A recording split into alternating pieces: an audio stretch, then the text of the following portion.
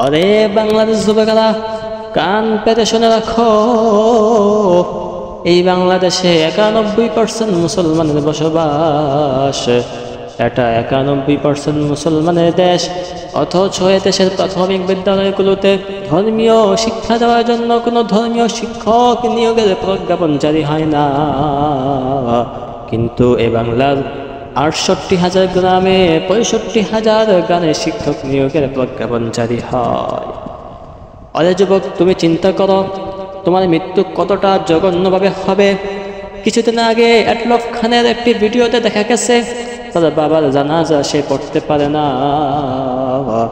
অরে যুবক, সামনে এমন একটি যুগ আসবে, যদি তুমি তোমার সন্তানকে ধর্মীয় শিক্ষা না দাও তাহলে তোমার সন্তান তোমার জানাজা পড়তে পারবে না। তোমার মৃত্যুর পরে তোমার সন্তান তোমার কবরের পাশে দাঁড়াইয়া দোয়া করতে পারবে না। সুতরাং এই দেশের প্রতিটি শিক্ষাঙ্গনে ধর্মীয় শিক্ষা বাধ্যতামূলক করা হোক, অন্যথায় তোমার মৃত্যুটা হবে পশু পাখির ন্যায়।